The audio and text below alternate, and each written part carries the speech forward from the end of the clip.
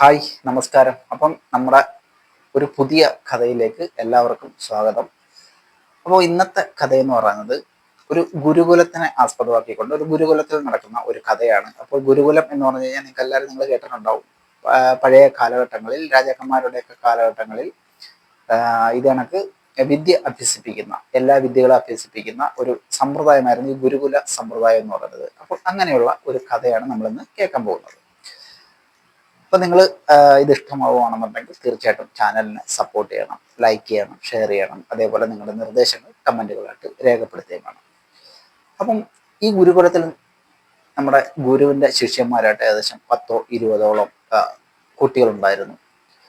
അപ്പം നമ്മുടെ ഗുരു എന്ന് പറഞ്ഞാൽ ആഴ്ചയിൽ ഒരു ദിവസം പൊതുജനങ്ങൾക്കായിട്ട് ഈ ഗുരുകുലം തുറന്നു കൊടുക്കുമായിരുന്നു. പൊതുജനങ്ങൾക്ക് അന്നത്തെ ദിവസം വരാം, ഗുരുവിനോട് സംശയങ്ങൾ ചോദിക്കാം, ഗുരു സംശയ നിവർത്തികൾ വരുത്തി കൊടുക്കും, അതിനൊക്കെ അവരുടെ അഭിപ്രായങ്ങൾ കേൾക്കും. അപ്പം അങ്ങനെയൊക്കെയുള്ള ഒരു സമ്പ്രദായമായിരുന്നു ആഴ്ചയിൽ ഒരു ദിവസം.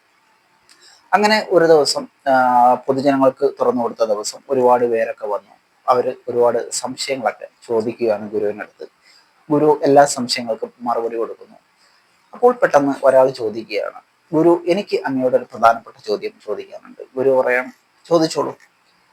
നമ്മൾ അമിതമായിട്ട് സമ്പത്ത് ഉണ്ടാക്കുന്നത് തെറ്റാണോ ശരിയാണോ എന്നായിരുന്നു അദ്ദേഹത്തിന്റെ ഒരു ചോദ്യം. ഗുരു കുറച്ചു നേരം മിണ്ടാതിരുന്നു. അതിനുശേഷം അദ്ദേഹം മറുപടി പറയുകയാണ്, സമ്പത്ത് നമുക്ക് വേണം, വളരെ അത്യാവശ്യമാണ്. എന്നാൽ അത് അമിതമായിട്ടും അന്യായമായ രീതിയിലും നിങ്ങൾ ഉണ്ടാക്കാതിരിക്കുക എന്ന് പറഞ്ഞതിന് ശേഷം ഗുരു പതുക്കെ എഴുന്നേറ്റ് അവിടുന്ന് നീങ്ങി, അവിടുന്ന് അങ്ങോട്ട് മാറി പോവുകയാണ്. അദ്ദേഹം പോയത് വേറെ അങ്ങോട്ട് വരുന്നില്ല. അദ്ദേഹത്തിന്റെ ഈ ഗുരുകുലത്തിൽ പഠിക്കുന്ന അദ്ദേഹത്തിന്റെ ശിഷ്യന്മാർക്ക് മുട്ട കൊടുക്കുന്ന ഒരു പതിവുണ്ടായിരുന്നു. അപ്പോൾ അദ്ദേഹം കോഴിക്കൂട്ടിന്റെ അടുത്തോട്ടാണ് നടന്നു പോയത്. ഒരു കുട്ടയായിട്ട് അദ്ദേഹം കോഴിക്കൂട്ടിന്റെ അടുത്തോട്ട് പോയി. അദ്ദേഹം അവിടുന്ന് മുട്ടയൊക്കെ കളക്ട് ചെയ്യുകയാണ്. ഏകദേശം 20 മുട്ടയോളം അദ്ദേഹത്തിന് കിട്ടി. അദ്ദേഹം അതെല്ലാം കുട്ടയിലാക്കിക്കൊണ്ട് തിരിച്ചു വന്നു. അതിനുശേഷം അദ്ദേഹം ആ പൊതുജനങ്ങൾ ഇരിക്കുന്ന ഭാഗത്തോട്ട് വന്നിട്ട് അദ്ദേഹത്തിനോട് ഈ സംശയം ചോദിച്ച ആളെ അദ്ദേഹം അടുത്തേക്ക് വിളിക്കുകയാണ്. അടുത്തേക്ക് വരാൻ പറഞ്ഞു. അദ്ദേഹം അടുത്തേക്ക് വന്നിട്ട് പറഞ്ഞു, നിങ്ങൾ ചോദിച്ച ചോദ്യത്തിന് ഞാൻ ഉത്തരം തന്നിരുന്നല്ലോ, നിങ്ങൾക്ക് അത് വ്യക്തമായോ? ഇല്ല, എനിക്കത് അങ്ങോട്ട് വ്യക്തമായില്ല. അപ്പോൾ അദ്ദേഹം വീണ്ടും പറയുകയാണ്, ധനം സമ്പാദിക്കാം, പക്ഷേ അമിതമായി, അനാവശ്യമായി. അമിതമായും എങ്കിൽ മറ്റുള്ള വൃത്തികെട്ട കാര്യങ്ങൾ വഴി ഒന്നും സമ്പാദിക്കാതിരിക്കുക എന്ന് അദ്ദേഹം പറഞ്ഞതിന് ശേഷം അദ്ദേഹം പറഞ്ഞു, താങ്കൾ കൈയൊന്ന് നീട്ടാൻ പറഞ്ഞു. അപ്പോൾ ആ പുള്ളിക്കാരൻ വിചാരിക്കുകയാണ് എന്തെങ്കിലും തരാനായിരിക്കും. അങ്ങനെ അദ്ദേഹം കൈകൾ നീട്ടുന്നു.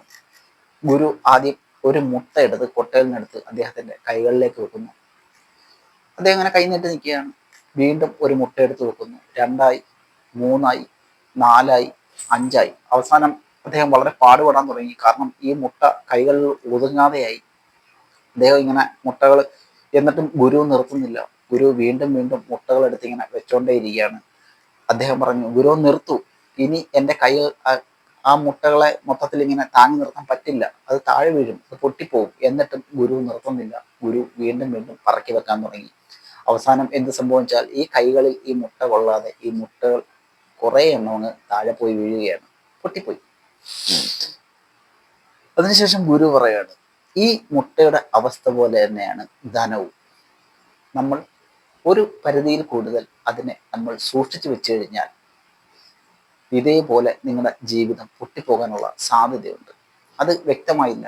എന്താണ് അങ്ങ് ഉദ്ദേശിച്ചത്?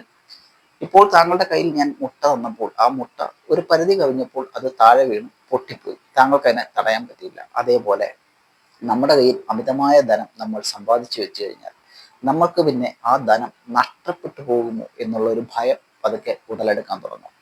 നമ്മൾ സമ്പാദിച്ചത് നമുക്ക് നഷ്ടപ്പെട്ടു പോകാനുള്ള സാധ്യതയുണ്ട്, അല്ലെന്നുണ്ടെങ്കിൽ അതിനെക്കുറിച്ചായിരിക്കും നമ്മുടെ ചിന്തകൾ മുഴുവനും.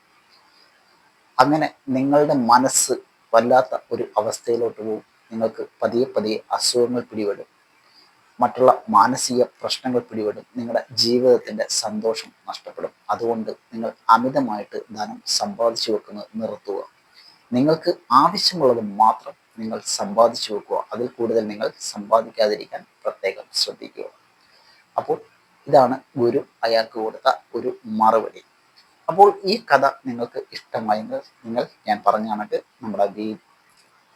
ഈ കഥയ്ക്ക് ഒരു ലൈക്ക് തരണം. അതേപോലെ നിങ്ങൾ നമ്മുടെ ചാനൽ സബ്സ്ക്രൈബ് ചെയ്യാൻ മറന്നു പോകരുത്. അപ്പം അടുത്ത ഒരു കഥയുമായിട്ട് കാണുന്നവരെ ബൈ ബൈ.